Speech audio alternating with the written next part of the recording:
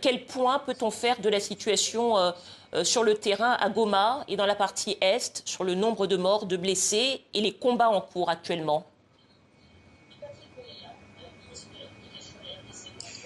Écoutez, la situation reste préoccupante à Goma. Hier, avec mon collègue de la santé, nous avons dressé un bilan provisoire où on a enregistré 773 morts et plus de 2800 blessés au 30 janvier. Aujourd'hui, on va continuer malheureusement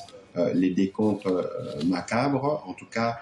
pour ces deux corps qui se retrouvent dans les centres et structures hospitalière. Il faut dire aussi que ce ne sera pas évident de dénombrer tous les compatriotes qui ont été massacrés ces jours-là, parce que ce qui s'est passé ces derniers jours était un carnage, comme cela a été prévisible. Le président de la République a évidemment nommé un nouveau gouverneur du Nord Kivu, qui suit spécifiquement la question à Goma, pour que très rapidement, tel que le président de la République l'a annoncé, que la riposte puisse se mettre en place, parce qu'il est hors de question de garder nos populations sous les jougs de leurs tueurs. Et j'aimerais encore vous rappeler, Madame Dominique, il ne faut plus parler du M23, parce que comme vous le savez, et comme vous l'avez vu ces derniers jours, c'est l'armée rwandaise qui a opéré avec près de 10 000 éléments.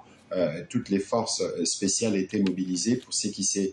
passé dans le Nord Kivu. Je pense qu'il est important de situer la responsabilité des uns et des autres, et que ce ne sont pas le Pantin qui sont revenus quelques jours après sur le lieu du crime pour revendiquer les massacres et utiliser les populations de Goma pour nettoyer les sangs de leurs frères qui ont tué, qui sont les seuls responsables de ces drames. Pour ce qui nous concerne, le ministre de la Santé s'est particulièrement mobilisé. Il a lancé il y a quelques jours une campagne de don de sang, et nous allons nous assurer avec les organisations humanitaires que ce sang parvienne à nos compatriotes qui en ont cruellement besoin, et d'autres états des besoins sont aussi en cours d'étude. Et au niveau du gouvernement, nous avons tenu, sous la conduite du président de la République, qui nous réunions du Conseil de ministres vendredi, qui a porté essentiellement sur ce qui se passe à Goma, mais aussi sur l'appel du président de la République et toutes les dispositions qui doivent